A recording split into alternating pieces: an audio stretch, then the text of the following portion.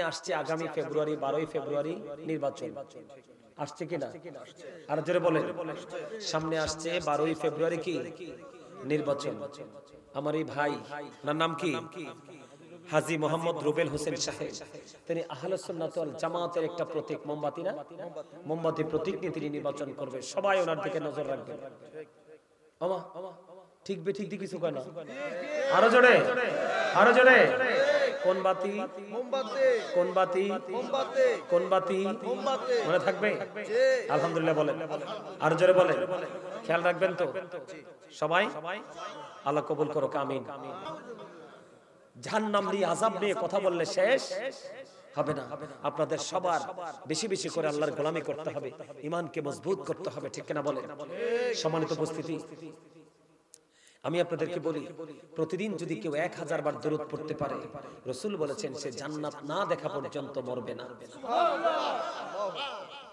নারী হোক বা পুরুষ হোক প্রতিদিন কেউ যদি রাসূলকে ভালোবেসে মাত্র 1000 বার দরুদ পড়তে পারো তুমি জান্নাত না দেখা পর্যন্ত তোমার মরণ হবে না জুম্মার দিনে কেউ যদি রাসূলকে ভালোবেসে মাত্র 80 বার দরুদ পড়তে পারো তোমার 80 বছরের সগীরা গুনাহ মাফ দুনিয়ার বুকে তুমি যত বেশি রাসূলকে ভালোবেসে দরুদ পড়বে তত বেশি তুমি কাল হাসরে রাসূলের কাছে থাকতে পারবে সুবহানাল্লাহ বলেন আর বেশি বেশি করে জিকির করবেন সুবহানাল্লাহ আলহামদুলিল্লাহ আল্লাহু আকবার লা ইলাহা ইল্লাল্লাহ নামাজ বেশি বেশি করে পড়বেন তৌফিক থাকলে হজে যাবেন এগুলো জিকির রাসূল বলেছেন পৃথিবীতে যেই কোনো ময়লা পরিষ্কার করার উপকরণ আছে মানুষের মনের ঘরের ময়লা দূর করার উপকরণ হলো মাওলার জিকির সুবহানাল্লাহ বলেন আর জোরে জিকির জবানেও করা যায় অন্তরেও করা যায় রাসূল বলেন জবান এবং অন্তর মিলে যে জিকির করা হয় এটা হলো সবচেয়ে উত্তম জিকির সায়েন্টিফিকরা কি বলেছেন জিকির ইজ দা হার্ট মেডিসিন জিকির হলো হার্টের ঔষধ জিকির হলো কি হার্টের ঔষধ মারহাবা বলেন রাসূল বলেন তোমরা এমন ভাবে জিকির করো মানুষ দেখলে যেন তোমাদেরকে পাগল বলে সুবহানাল্লাহ বলেন কেমন করে জিকির করব ফাযকুরুল্লাহ কিয়ামান দাঁড়িয়ে দাঁড়িয়ে জিকির করো ও কুউদা বসে বসে জিকির করো ওয়ালা সুনুবিকুম শুই শুই জিকির করো তারপরও জিকির বন্ধ করা যাবে না ইয়া আইয়ুহাল্লাযীনা আমানু যকুরুল্লাহা যিকরান কাসীরা ওয়াসাব্বিহুহু বুকরাতাও ওয়াসীলা আল্লাহ বলেছেন ঈমানদারকে তোমরা বেশি বেশি করে আল্লাহর জিকির করো সকাল তো সন্ধ্যা আল্লাহর পবিত্রতা ঘোষণা করো সম্মানিত উপস্থিতি আমরা ঈমান এবং আমল ধরে যদি কবরে যেতে পারি দুনিয়া এবং আখিরাত উভয় জাহানে আমরা শান্তি পাবো আমিন বলেন আমিন জিকির করব তো করব এই মাহফিলে আগামী বছর সবাই নিয়ে মিটিং করবেন সবাই নিয়ে মিটিং করবেন সবাই মাহফিলে আসবে কিনা যদি সবাই বলে যে হ্যাঁ আমরা আসব তাহলে মাহফিল করবেন আর যদি বলে যে না আসবে না মাহফিল করার কোনো দরকার নেই আপনাদের যাদের মন চায় আপনাদের মসজিদ আছে না মসজিদে একজন হুজুর নিয়ে আসবেন কি বা পছন্দের একজন হুজুর নিয়ে আসবেন কোথায় এই এতগুলো টাকা খরচ দরকার নাই ঠিক আছে কি করবেন আপনারা সবাই মিলে মসজিদে একটা হুজুর নিয়ে আসবেন হুজুর ওখানে গিয়ে কি করবে আলোচনা করবে খরচ বাঁচবে কথা বুঝতে পেরেছেন এটা কোনো মাহফিলের পরিবেশ না আপনি বলেন তো এটা মাহফিলের পরিবেশ না কিন্তু আপনারা বসেছেন আপনাদেরকে তো ফেলে আমি চলে যেতে পারি না অনেক দূর থেকে আসছি যেই রাস্তা বাপরে বাপ আমার কথা কি কষ্ট পাইছেন আপনারা সম্মানিত উপস্থিতি আমি সর্বশেষ একটা বক্তব্য দিতে চাই আপনারা নিতে রাজি আছেন আছে সামনে আসছে আগামী ফেব্রুয়ারি 12ই ফেব্রুয়ারি নির্বাচন আসছে কিনা আর জোরে বলেন সামনে আসছে 12ই ফেব্রুয়ারি কি নির্বাচন আমার এই ভাই ওনার নাম কি হাজী মোহাম্মদ রুবেল হোসেন সাহেব তিনি আহলুস সুন্নাত ওয়াল জামাতের একটা প্রতীক মোমবাতি না মোমবাতি প্রতীক নিয়ে তিনি নির্বাচন করবে সবাই ওনার দিকে নজর রাখবেন ওমা ঠিক বে ঠিক কিছু কয় না আরো জোরে কোন বাতি মোমবাতি কোন বাতি মোমবাতি কোন বাতি মোমবাতি মনে থাকবে আলহামদুলিল্লাহ বলেন আরো জোরে বলেন খেয়াল রাখবেন তো সবাই আল্লাহ কবুল করো আমিন তবে তার পাশাপাশি আরেকটা কথা বক্তব্য দিতে চাই দিব একেবারে রাগটাক হইবেন আমাদের বর্তমানে মানে বিশেষ করে আমি খুব ক্লান্ত এই কারণে ক্লান্ত আমাদের দেশে একটা প্রতীক নিয়ে একটা বিশেষ দল নির্বাচন করতে চায় সেটার নাম হলো দাড়িপাল্লা কার দল সবাই বলেন না এই দলটা চিনেন? এটার নাম কি? জামাত। আমার দিকে তাকান। তাদের দলের, তাদের টিমের কিছু কিছু নেতা এমন বেফাস কথা বলতেছে, যেই কথায় একটা ইমানদার বিশ্বাস করলে তার ঈমান থাকবে না। আমার দিকে তাকান। আমি আপনাদেরকে বলি, আমি অত্যন্ত মানে আঘাতপ্রাপ্ত হই ব্যক্তিগতভাবে, কারণ আমি তো একজন মুসলমান, আমাকে মরতে হবে, কবরে যেতে হবে, আর যাওয়ার আগে পুঁজি হলো ঈমান এবং আমল।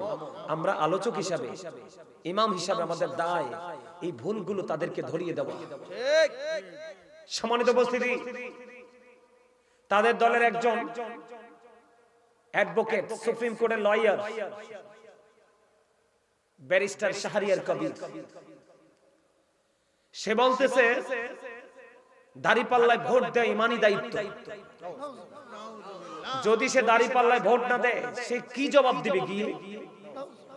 যদি সে দাড়িপাল্লায় ভোট দেয়, তাহলে সে কবরে গিয়ে জবাব দিতে পারবে। নাউজুবিল্লাহ বলেন না, আরো জলে বলেন।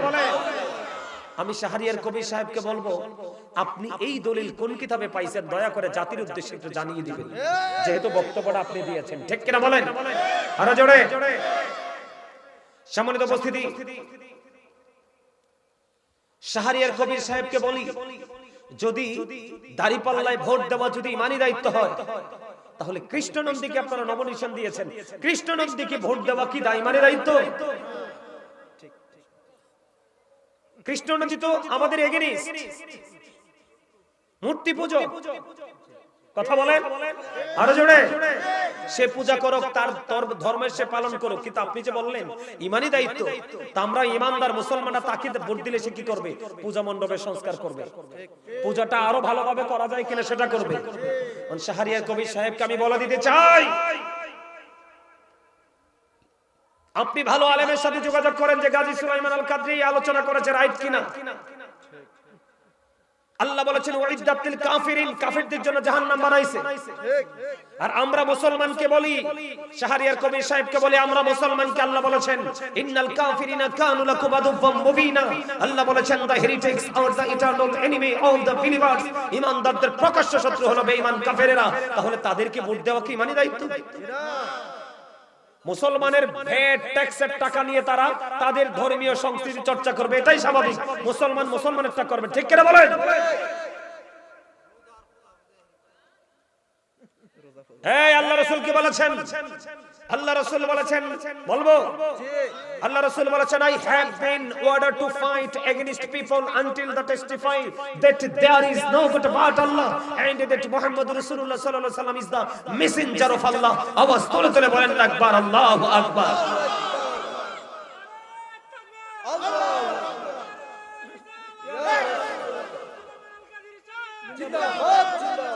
আমি শাহরিয়ার কবিরকে বললাম এই হাদিসটা ইংলিশ আপনি একটু ট্রান্সলেশন করে আমাদেরকে জানিয়ে দিবেন, কারণ আপনি যেহেতু সুপ্রিম কোর্টের লয়ার, আপনার এক্সপেরিয়েন্স ইংলিশে অনেক আছে, ঠিক না বলেন?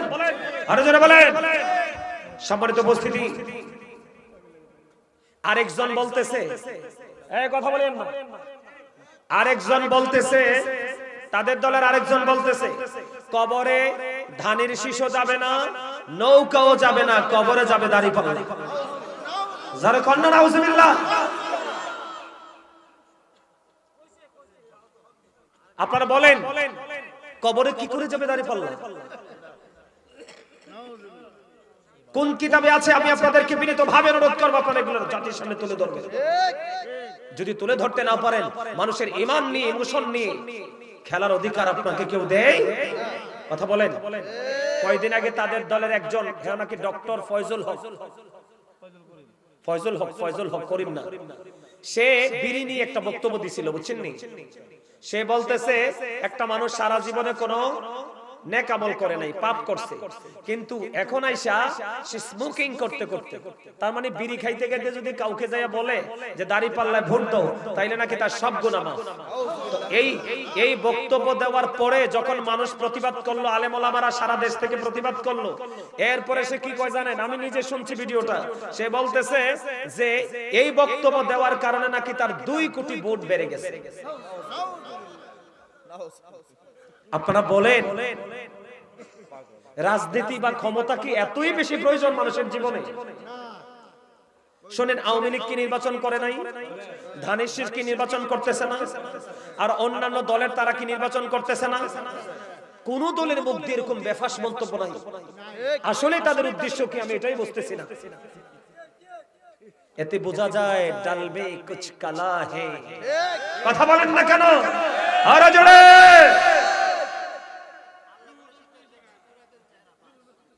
এই মিয়া, জামাতের আরেকজন নেতা আমার বাবার বয়সী, অবাক লাগলো। সে বলে ঢাকা বিশ্ববিদ্যালয় নাকি মদের নেশার আস্তানা এবং নারীরা নাকি বেশ্যা। ছি ছি ছি ছি, আমার কাছে অবাক লাগে। এর ব্রেইনে কি হয়েছে? এদেরকে কেউ থামায় না কেন?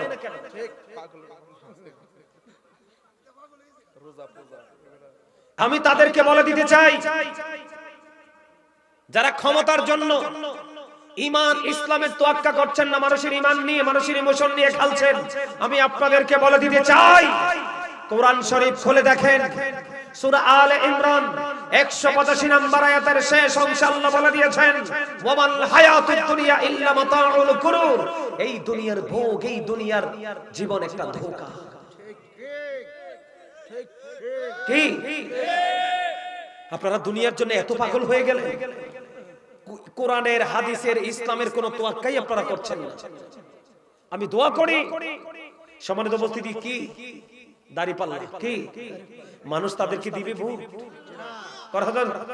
কারা দিবে? যারা দল কানা তারা। কারা? যারা দল কানা তারা দিবে। কোন ইমানদার মুমিন মুসলমান এগুলো বিশ্বাস করবে না, ভোটও দেবে না। ঠিক কিনা বলেন?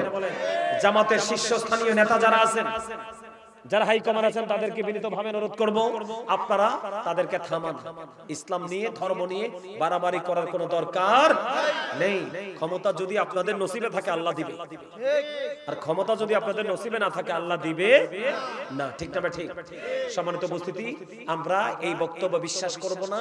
এই বক্তব্য বিশ্বাস করলে আমাদের ঈমান থাকবে না। তাদেরকে যেন আল্লাহ সঠিক বুঝদান করে, তাদেরকে যেন আল্লাহ হেদায়াত দান করে, তারা যেন এই বক্তব্যগুলো প্রত্যাখ্যান করে তওবা করতে পারে, আল্লাহ যেন কবুল করে। সবাই বলেন আমিন, মারহাবা। আপনারা কিন্তু অ্যাটেনটিভলি শ্রবণ করতেছেন, লিসেনিং করতেছেন, আলহামদুলিল্লাহ বলেন। বন্ধ প্রেমের খবর আমি জানিয়ে দিতে চাই। আমার পাগল ভাই আইসিনি, আমি এটা খুঁজতেছি। আলহামদুলিল্লাহ বলেন। আমি বলি বন্ধু, শুধু যে ছেলে আলেম হলে বাবা মা জান্নাতে যায়, শুধু যে ছেলে বুজুর্গ হলেই জান্নাতে যায় তা না রে। মেয়ে যদি আল্লাহওয়ালা হয়, ওই মেয়ের উসিলায় বাবা মার জন্য আল্লাহ জান্নাত বরাদ্দ দেয়। মদিনাতুল মুনাওয়ারায় বন্ধু একটা ঘটনা, স্বামী স্ত্রীর বন্ধনটা কেমন হওয়া দরকার। স্বামী চলে গেলেন বন্ধু, অনেক দিনের জন্য সফরে বের হয়ে গেলেন। বিবিকে যতদিন বন্ধু ফিরে না আসবে ততদিনের খাওয়ান খোরাক দিয়ে গেলেন, এবং বিবির জন্য একজন কাজের লোক দিয়ে গেলেন। বিবি, বিবি রে, তোমার চাহিদা যা আছে আমি সব তোমাকে দিয়ে গেলাম রে বিবি, আর তোমাকে একজন পার্সন দিয়ে গেলাম, তোমার প্রয়োজনে তুমি তাকে ব্যবহার করবে, কিন্তু আমার সারা না পাওয়া পর্যন্ত তুমি আমার বাড়ির আঙিনা ত্যাগ করো না। মদিনায় ঘটনা বন্ধু। এবার কি করলেন? ধীরে ধীরে ধীরে ধীরে বন্ধু কিছুদিন চলে গেল, স্বামী তো আসে না। কিছুদিন বন্ধু পার হয়ে গেল, চলতে চলতে চলতে চলতে বন্ধু সময় চলে গেল। যখন সময় চলে গেল, কিছুদিন পর একটা খবর আসলো, ওই বিবির বাবার বাড়ি থেকে একটা খবর আসলো যে তার বাবা সিরিয়াস অসুস্থ, তাকে দেখতে যেতে হবে। এখন ওই মহিলা কি করলেন বন্ধু? স্বামীকে কেমন করে মানলেন? এবং এখন এই মহিলা কি করলো? ও বন্ধু, আল্লাহ রাসূলের কাছে খবর পাঠালেন, ইয়া রাসূলুল্লাহ, ইয়া হাবিবাল্লাহ, নবী গো, আমার স্বামী আমাকে কন্ডিশন দিয়েছেন, স্বামী ফিরে আসা পর্যন্ত আমি বাড়ি ছেড়ে যেন না যাই। এবার রাসূলের কাছে খবর পাঠালেন, আমার বাবা অসুস্থ, যেতে পারবো কিনা? এবার রাসূল জানিয়ে দিলেন, না না না, তোমার স্বামী নিষেধ করেছে, তোমার না যাওয়াটা তোমার জন্য উত্তম। জোরে জোরে করুন না সুবহানাল্লাহ, আর জোরে বলেন সুবহানাল্লাহ। মহিলা ধৈর্য ধরলেন বন্ধু, আর গেলেন না। দিন চলে যায়, রাত চলে যায়, রাত চলে যায়, দিন চলে আসে, এমনি করে করে করে করে বন্ধু দিন ফুরিয়ে গেল, কিন্তু স্বামী তো এখনো ফিরে আসে না। একদিন এমন এক খবর আসলো রে, ওই মহিলার বাবা দুনিয়া ছেড়ে পৃথিবী ছেড়ে বিদায় হয়ে গেছে। ইন্না লিল্লাহি ওয়া ইন্না ইলাইহি রাজিউন। এবার কি করলেন? মহিলার কাছে খবর আসলো, এতদিন তুমি যাওনি, আজকেও কি বাবার শেষ মুখটা তুমি দেখবা না?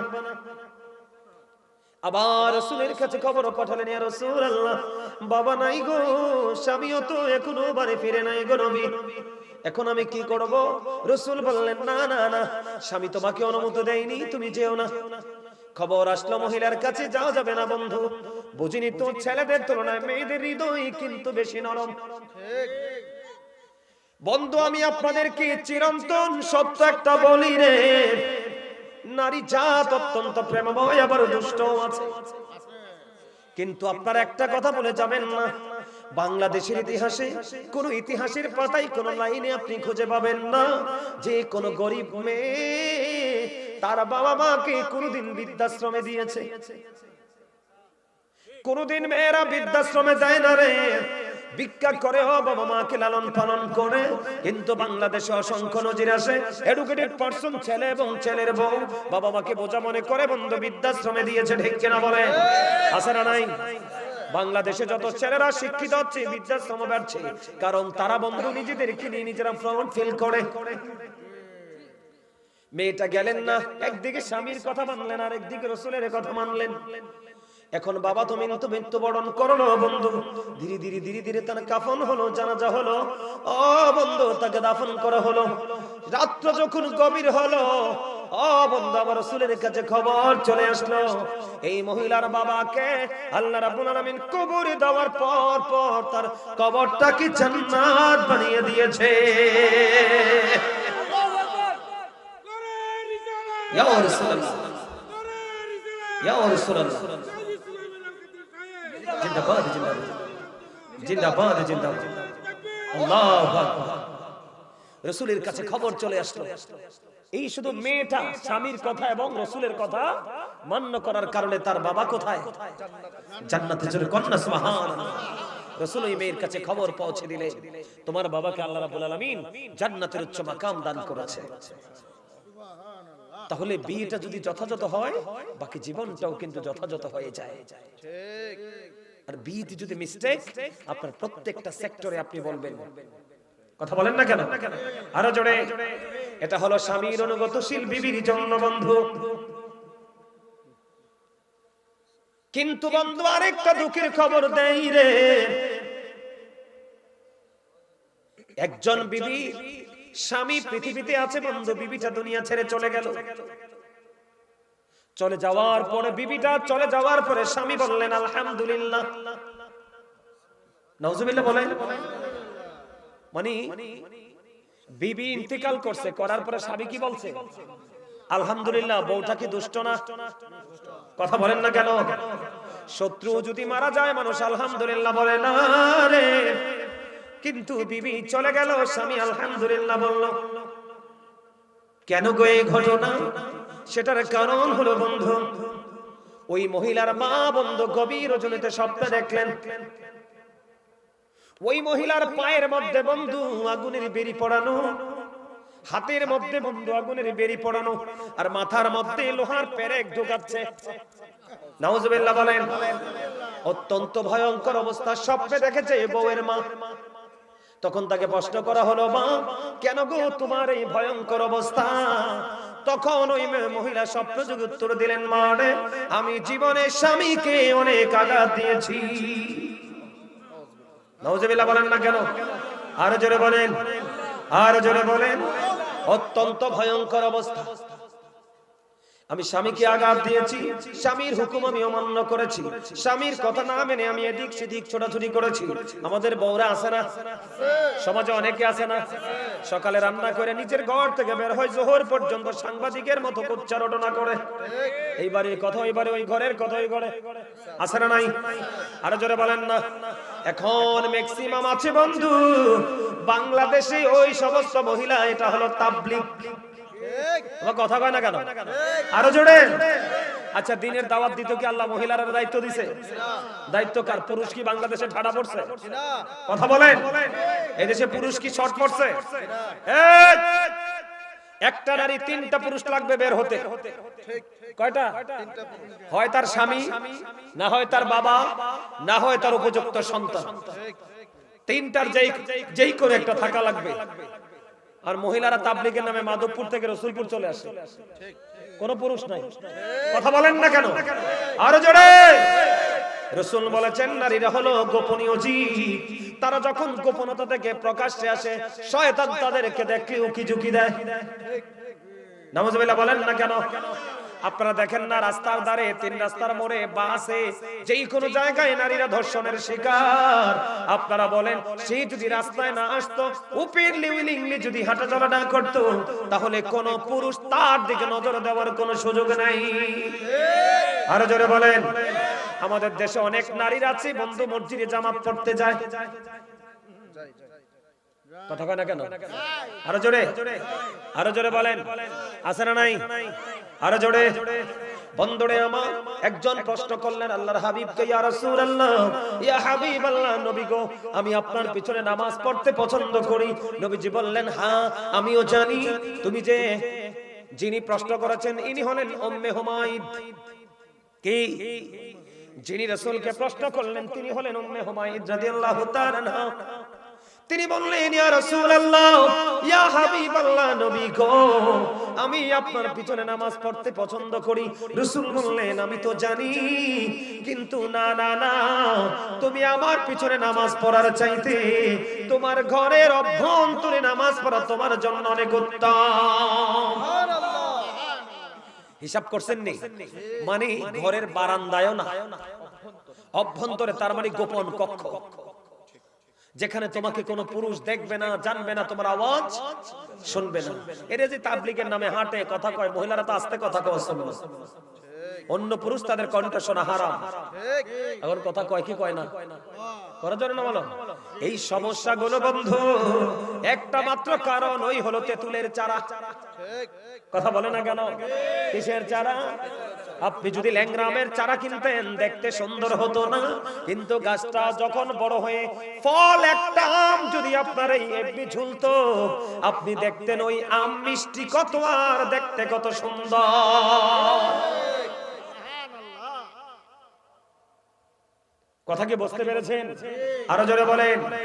বন্ধুরে আমার দিকে তাকান, একটা নারী এদিকে তাকান, একটা নারী ঘরের অভ্যন্তর থেকে বের হয়ে 1 রাকাত নামাজ পড়া, আর ঘরের অভ্যন্তরে 1 রাকাত নামাজ পড়া, বাহিরের তুলনায় 1 রাকাতে তার আমলনামায় 25 রাকাতের সওয়াব আমার আল্লাহ দিয়ে দেয়। এই সমস্যাগুলো কেন হচ্ছে? ওই যে ইসলামের সঠিক প্রয়োগ নাই, ঠিক কিনা বলেন?